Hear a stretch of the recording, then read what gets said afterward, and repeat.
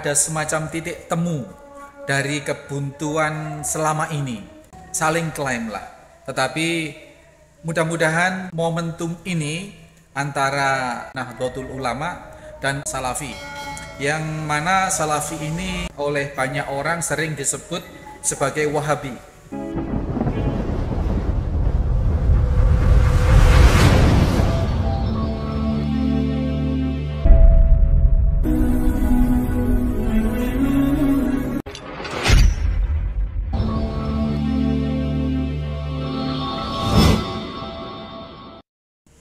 Assalamualaikum warahmatullahi wabarakatuh. Ikhwani fiddin, rahimani wa rahimakumullah. Dalam sebuah acara yang digelar oleh Majelis Ulama Indonesia bertajuk Mudzakarah, memahami nas dan cara menyikapi perbedaan, sangat membahagiakan karena di dalamnya terdapat beberapa unsur elemen umat Islam yang notabene selama ini seolah-olah berseberangan. Tapi ini merupakan satu titik terang, seolah ada semacam titik temu dari kebuntuan selama ini. Yang satu mengklaim, yang lain saling klaim lah. Tetapi mudah-mudahan tayangan ini, momentum ini, antara terkhusus kita sebut di situ ada Nahdlatul Ulama dan ada Salafi, yang mana Salafi ini diakui atau tidak diakui oleh banyak orang sering disebut sebagai Wahabi. Nah, tetapi dalam diskusi ini, dalam rangkaian acara yang digelar oleh Majelis Ulama Indonesia yang sepertinya memposisikan diri sebagai wasit. Ini sedemikian cantik, sedemikian menenteramkan isi dari pertemuan itu, di mana ada sesuatu yang seolah-olah terkonfirmasi bahwa yang satu dianggap selalu mengkafirkan yang lain. Di situ ada jawaban-jawaban.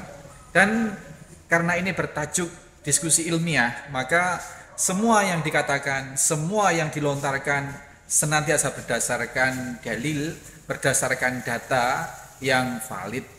Nah, mudah-mudahan ini satu titik awal dari kebersatuan umat Islam di Indonesia pada khususnya dan di seluruh dunia pada umumnya, di mana sesama manhaj Ahlussunnah wal Jamaah, sesama umat Islam yang berpegang pada Al-Quran dan As-Sunnah bisa bersatu dalam satu kepahaman. Dan kalaupun ada ikhtilaf, ada perbedaan, bukan sesuatu yang harus dipertentangkan satu sama lain, tetapi dicarilah titik-titik temu sehingga antar elemen umat Islam bisa bersatu.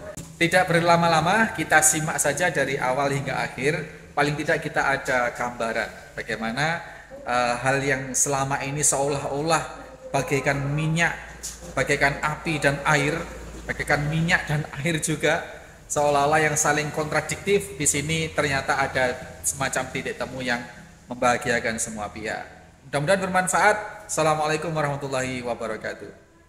Termasuk bin Baz mengatakan al-Asy'ariyah wal Maturidiyah laysat min ahli sunnah. Mohon ditanggapi bahwa Asy'ariyah dan Maturidi bukan bagian dari ahli sunnah. Bahkan mengatakan hum kufar, mereka adalah termasuk dari orang-orang kafir. Ketika berkata seperti itu, secara tidak otomatis Imam Syafi'i juga kafir karena bermazhab Maturidi. Sebagian besar ulama dan jumhur dari sejak zaman Rasulullah sampai abad sebelum ke-7 Ibnu Taimiyah itu bermazhab Asy'ari dan Maturidi dalam akidah. Karena hanya namanya saja Asy'ari dan Maturidiyah, sebenarnya pahamnya adalah dari Rasulullah SAW, dari para sahabat. Yang kami tanyakan, bagaimana komentar Anda ketika mengkafirkan, kata kalimat takfiri saudara-saudara kita? Karena tadi cantik sekali bicaranya, berbeda dengan di lapangan. Kami hanya ingin melihat jawabannya. Tadi semua yang disampaikan benar semua, cantik, indah. Kami juga ingin di lapangan seperti itu. Sini itu Pak, bersyukur saya kan ada opini kita itu dituduh suka memecah belah. Nah, saya ingin jelaskan enggak gitu loh. Jangan malah dibalik-balik, ini kaidah kopiah di kaki. Itu. Ini saya ingin meluruskan. Jadi tolonglah kita dalam forum seperti ini coba semaksimal mungkin cari persatuannya, kagak cari perbedaannya, kata orang Betawi tuh. Gitu. Makanya cari persatuannya. Nah, soal masalah ini banyak banget soalnya.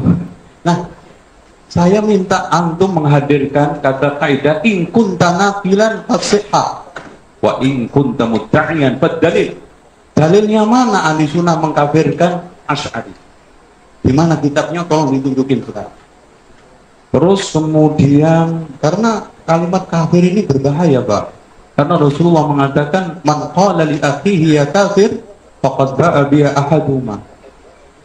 Terus gini, kita tuh kalau ngomong agak sedikit ilmiah akurat, Imam Syafi'i Maturidiyah, lahirnya duluan di Mas. Ya apa ini? Matang pakil sirat ini. Lahirnya itu duluan Imam Syafi'i, kemudian baru Maturidi. Masa ada orang belum lahir dinisbatkan? Ini logiknya muter-muter ini nanti. Jadi tolong, jadi kalau saya ingin menghadirkan suatu hal yang sifatnya ilmiah, itu data-data dipenuhi dulu, baru coba aja. Maturidi sama Asy'ari itu satu zaman. Tadi Bapak Akil Munawar bilang 300-an ke sono. Sementara Imam Syafi'i meninggal tahun 205 itu. Terus kemudian soal masalah saya tadi alhamdulillah dikasih amanah sama Bapak Kiai Haji Akil Munawar untuk membedakan salaf sama kholaf. Salaf istilah lughawiyan atau syar'i. Kalau lughawi ya orang yang lebih dulu daripada yang sekarang ini akhir kholaf namanya, jadi sejarah. Tapi kalau istilahan, semua orang yang telah berpijak pada ahli sunnah dan tidak tertuduh membuat kebid'ahan, itu semua salaf walaupun akhir. Dan semua orang yang tertuduh membuat kebid'ahan dalam agama itu kholaf walaupun awal. Contohnya Wasil bin Atha contohnya itu, dan masih banyak Ubaid bin Amr dan yang lainnya. Ini menurut apa namanya. Nah, saya ingin Yahudi tadi soal Bapak ya, ini soal NU. Saya siap Pak jadi sekretaris ya. Ya. Saya datang ke sini lebih bawa baju NU. Cuman katanya Gus Dur, NU itu ada dua, NU kitab sama NU organisasi. Nah, yang NU nyelentang-nyelentang itu jarang baca kitab. NU yang nggak bener itu, banyak yang nggak baca kitab. Coba kalau kita baca I'anatul Thalibin, tahlilan itu nggak boleh. Pak Akil Munawar insya Allah bisa baca di dalam Kitabul Janazah, ngumpul setelah kematian hari ini haram makanannya mubadir. Loh, sing salah sopo, saya itu cuma menukil kitab. Bahkan putusan Bahsul Masail Banyuwangi dan juga yang ada di mana ini di Tasik, saya semua insya Allah Pak, kitab NU saya masih utuh. Dan saya mendapatkan wejangan dari guru saya Bapak Kiai Najib, tolong kitab ini jaga.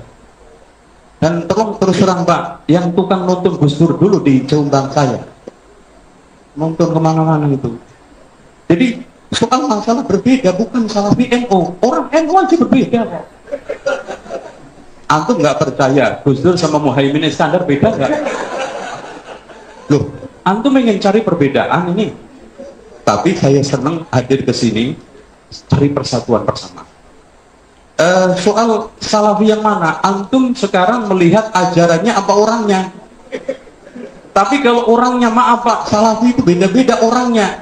Contoh salafi saya dengan Abu Bakar, jelas hebatan Abu Bakar. Tapi kita ingin mencari ajarannya kan. Soal orangnya beda-beda. Namanya orang nggak maksum. Antum buat nilai suatu ajaran akan kacau. Makanya Muslim itu lebih baik dinilai dengan Islamnya, bukan dengan Muslimnya. Muslim orang ini colongan. Itu datang ke masjid nyolong sandal. Makanya di mana-mana Pak lihat itu amplifier di masjid itu kan di kerangkeng. Emang marmut? Enggak, karena dicolong orang takut. Makanya ada dialog antara sopir Kristen sama Islam, menang sopir Kristen. Itu Pak. Katanya sopir Kristen, masjid lo kagak ada piano, sama kagak ada gitar. Katanya si sopir Islam, emang gedung film ada piano ada gitar? Oh enggak, masjid kami itu kalau ada piano ada gitar hilang. Kotak masjid aja hilang, lo kan menang. Nah, soal masalah sekarang ini Yahudi Pak, Masya Allah, kita sepakat bahwa kita sekarang ini memelihara sunnah-sunnah Rasul itu ada cirinya untuk menyelisih Yahudi. Kalau Bapak nuduh kita kirimin rekening, tolong tunjukin rekening mana yang dari Simon Peres. Kalau sekarang rojak didanai, tolong tunjukin rekeningnya. Pak, kita ini sekarang, jangankan dari Amerika, dari Saudi susah dapat dana karena dituduh teroris. Itu. Terus terang Pak, karena apa? Casingnya sama. Walaupun saya juga sudah nulis jihad melawan teror, bahkan diserbu sama mereka. Itu loh. Jadi ini soal masalah tuduhan. Nah, soal masalah rokok ini, saya itu datang ke sini dan saya senang diundang MUI ini karena Ana dengar rokok itu diharamkan MUI Pak. Yang Ana dengar loh Pak, nggak tahu itu. Katanya sih ketika saya datang ke Komisi Fatwa karena ada teman saya di sana, ada dua kelompok yang mengatakan haram, ada dua kelompok yang mengatakan makruh. Udah gini aja deh, kita kembali ke rokok. Merokok merugikan. Nah udah. Kalau orang Padang pandai dagang, bukan etnisnya. Padang pandai dagang, orang pintar dagang. Kalau rugi biasanya dihentikan. Itu kalau kita berpikiran, apalagi kalau kita hanya ikut usul fikih tadi, darul mafasid kan gitu. Nah, bagi saya gitu loh Pak. Bagi saya rokok itu merusak kesehatan. Saya dulu merokok Pak, karena kalau nyantri di pesantren NU nggak merokok itu katanya kampung saya ibarat nggak cebok. Ya pasti merokok dan saya usahakan bisa berhenti, alhamdulillah. Cuma saya keyakinan ini merusak kesehatan saya, itu aja. Lah Bapak punya keyakinan, monggo kita diskusikan terus. Intinya perbedaan itu ada wahananya. Wa tawasau bil haqqi wa tawasau bis sabr. Soal masalah jihad. Masalah jihad enggak. Cuma kita tidak bisa jihad kecuali harus ada imam. Jangan terus dituduh Syiah loh. Syiah bedanya, kalau Syiah itu ada Imam Mahdi kan gitu. Kita siapa saja imam yang sudah bisa memberikan rekomendasi untuk apa memimpin jihad, silahkan dengan syarat. Karena gini Pak, ketika kita bicara masalah jihad itu kan nyerbu negara. Kalau nggak pakai izin imam, masuk nyerbu bareng-bareng, ayo mana negara mana yang kita serbu? Wah, Singapura aja rame-rame.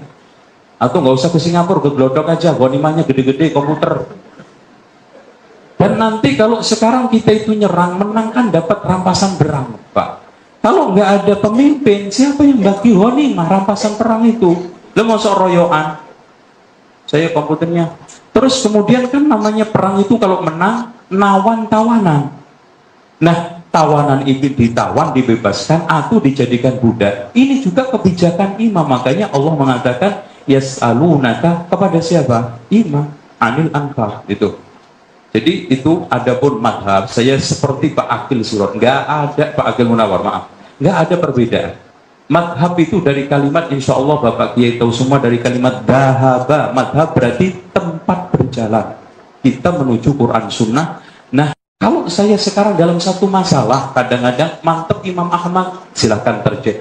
Tapi dalam satu saat, saya mantep Imam Malik. Contoh aja, kita kadang-kadang menggunakan di Indonesia saja Pak, orang awam ya, semuanya Imam Syafi'i.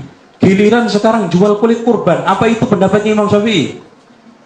Yakin kalau kita buka kitab-kitab kitab-kitab itu, pendapat yang membolehkan jual jual kulit kambing adalah pendapatnya Imam Abu Hanifah. Lo kan nggak boleh teman.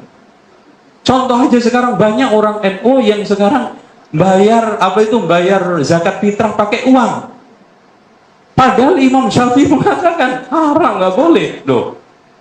Berarti di sini memang terjadi dua. Nah, saya itu memilih NU kitab.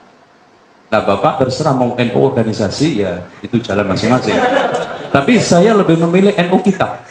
Tadi semua ucapan saya ingin pertanggungjawabkan di hadapan Allah melalui kitab-kitab yang ada. Karena pada dasarnya gini loh Pak, kita ini kan ulama orang atba, pengikut.